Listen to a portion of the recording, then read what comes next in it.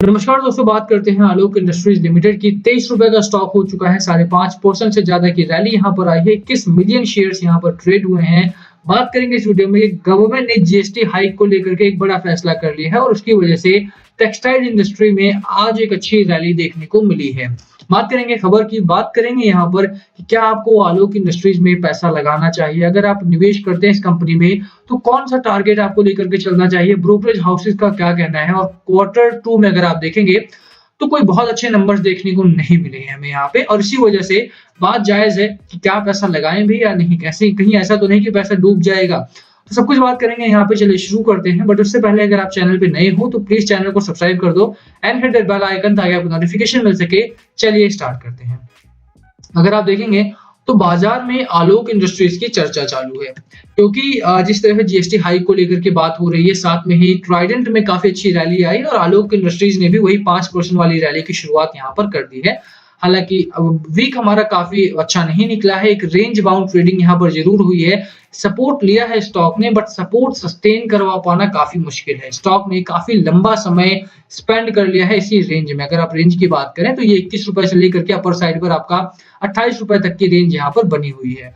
तो लगातार जो अगर इस रेंज में रहता है कंपनी और लगातार अगर रेंज ब्रेकआउट नहीं देता है तो इन्वेस्टर्स परेशान हो जाते हैं कि यार मार्केट जब अच्छा चलता है तब भी स्टॉक ऊपर नहीं जाता, एंड जब मार्केट में गिरावट आती है तो इस तरह की गिरावट देखने को मिलती है।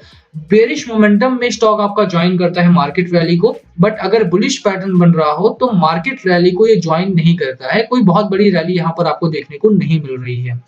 तो उसके पीछे का रीजन तो हमने डिस्कस किया है लास्ट वीडियोस में। अभी यहाँ पर बात करते हैं कि गवर्नमेंट का जो डिसीजन है जीएसटी हाइक को लेकर के, उसमें क्या फैसला होना चाहिए। देखिए, industry body retailers association of India (IRAI) has urged the finance minister to reconsider the GST Council's recent decision to increase taxes on several textile and apparel items from 5% to 12% effective from जनवरी 2022।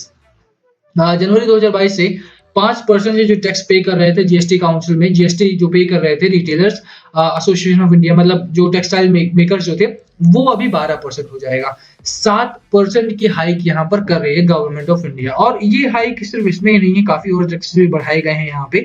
हालांकि government ने बहुत सारे taxes को reconsider करना start किया है, but वो reconsideration कब तक चलेगा, है ना। अभी आप देखोगे तो यहाँ पर जीएसटी अगर बढ़ाया जाता है तो उसकी वजह से काफी प्रॉब्लम्स देखने को मिलेगी। पिछले 2 साल जो रहा है हमारा, वो अंडर लॉकडाउन ही रहा है, कोई सेल्स बहुत बड़ी नहीं हुई है। टेक्सटाइल अगर स्पेशली बात करें तो टेक्सटाइल की सेल्स तो काफी ठप पड़ गई है। त्योहारों के सीजन में अगर आप देखेंगे, ईद वगैरह आया इस साल में, तो उस टाइम पे भी लॉकडाउन लग गया था। लास्ट ईयर अगर आप बात करें तो 6 महीने लगातार लॉकडाउन रहा, लोगों के पास जॉब्स नहीं है, तो टेक्सटाइल की जो डिमांड हर साल होती थी वो डिमांड इस बार देखने को नहीं मिली है। ऐसे में अगर टैक्सेशन भी बढ़ा दिया जाता है तो डिमांड और भी ज्यादा गिरावट में देखने को मिलेगी। हालांकि कंपनीज का फायदा यहाँ पे बढ़ेगा। जो टेक्सटाइल प्रोड्यूसर हैं, जो कॉटन से ट्रांसफॉर्म करते हैं कपड़े को, तो उनका मुनाफा यहाँ पर बढ़ने देखने को मिलेगा। However, such a steep increase in the GST rate will adversely impact 85% of the industry while trying to ease the problem faced by less than 15% of the industry. आगे पढ़ें तो the industry body said the pandemic has already dealt a body blow to the apparel industry as prolonged lockdowns and weak consumer demand led to decline in sales of clothing. जो मैंने बोला आपको कि यार pandemic की वजह से पहले ही 2 साल बंद रही, अपरेल इंडस्ट्री पहले ही ब्लो ऑफ होती हुई दिखाई दी है। As prolonged lockdowns, weak consumer demand रहा है यहाँ पे और डिक्लाइन हुआ है सेल्स में भी। Even as demand is picking up, higher prices could spook shoppers in an already inflationary environment. जो हायर प्राइसेस है वो बढ़ सकते हैं, डिमांड बढ़ेगी, और हायर प्राइसेस अगर आते हैं तो फिर प्रॉब्लम्स यहाँ पर बढ़ेगी। इन्फ्लेशनरी इन्वायरमेंट चल रहा है, बहुत सारी चीजों के दाम बढ़ रहे हैं। अगर कपड़े के भी दाम बढ़ते हैं तो इसकी डिमांड में खासा असर देखने को मिलेगा आपको, और वो प्रॉब्लम क्रिएट कर सकता है शॉपर्स के लिए भी और सेलर्स के लिए भी। RAI said strongly urges the central and state government and GST Council to reconsider its decision.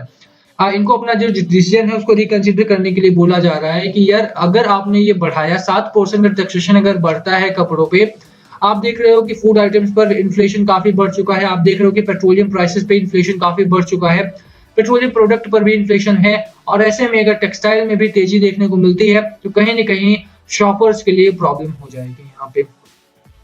तो इसका जो असर है, तो जैसा मैंने बोला कि कंपनीज को तो खासा मुनाफा यहाँ पर देखने को मिल सकता है, क्योंकि इनका जो एक वैल्यू एडेड टैक्सेशन होता है वो बढ़ जाता है, और यहाँ पे इसी वजह से आज रैली भी देखने को मिली है। बट अगर ये लॉन्ग टर्म चलता है तो प्रॉब्लम्स हमें देखने को मिलेगी। 49 का आपका देखिए आरएसआई है और इस समय भी मैकडी जो है वो बेयरिश टू न्यूट्रल जोन में बना हुआ है। कहीं ना कहीं आपको मानना पड़ेगा कि बाजार इस समय थोड़ा सा नरम हो चुका है और ऐसी नरम बाजार में आपको थोड़ा सा अवॉइड करना चाहिए रिस्की इन्वेस्टमेंट को।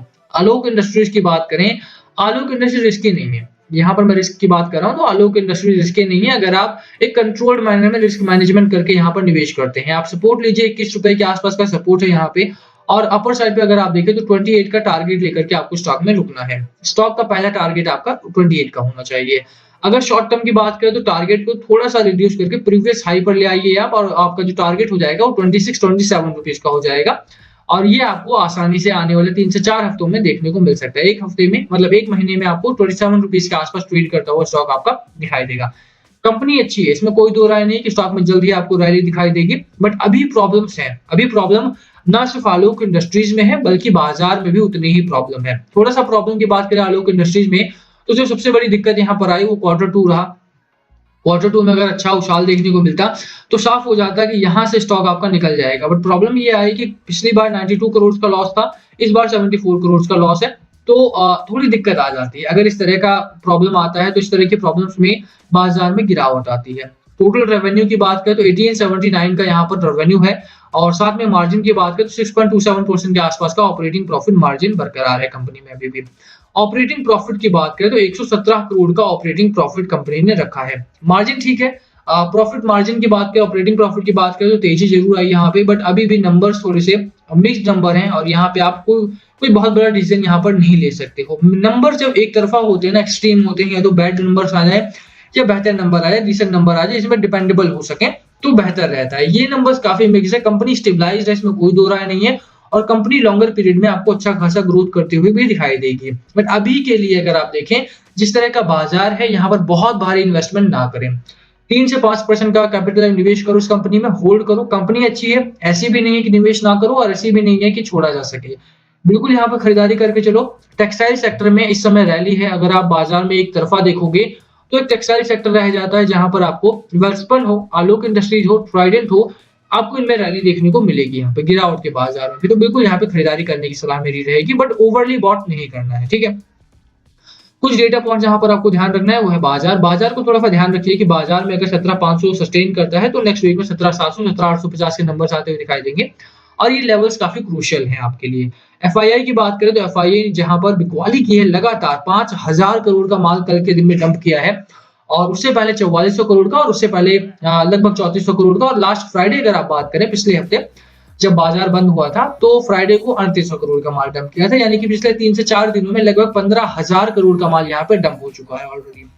डीआईआई की खरीदारी हमेशा ही शॉर्ट पड़ती है, आप देखेंगे यहाँ पे 3800 करोड़ का माल खरीदा है इन्होंने, 5100 करोड़ की बिकवाली हुई है, तो 1300 करोड़ के आसपास का जो फ्री सप्लाई है वो रिटेलर्स के लिए छोड़ दिया गया है जिनके पास ऑलरेडी पैसा नहीं है। तो कहीं ना कहीं बाजार में वोलेटिलिटी आएगी और अगर गिरावट होती है बाजार में तो 17,200 17,350 के लेवल्स आपको आते हुए दिखाई देंगे। ऐसे में आलोक इंडस्ट्रीज भी 20-21 रुपीज के आसपास ट्रेड कर सकता है, तो होल्ड करो उस समय पे। बाजार जब रिस्की हो तो होल्ड करना इज द बेस्ट स्ट्रेटजी, ठीक है। तो होल्ड कीजिए अगर आपने ऑलरेडी बाय किया हुआ है, खरीदारी कर लो अगर आपने बाय नहीं किया हुआ है तो। बाकी last call always be yours, क्या है आपकी स्ट्रेटजी स्टॉक को लेकर के, प्लीज कमेंट करके शेयर करना। वीडियो ही खत्म करते हैं, पसंद आई हो तो लाइक करना, चैनल पे नए हो तो सब्सक्राइब किए बिना मत जाना। Thank you for watching and yes please comment अगर कुछ पूछना हो तो। Thank you.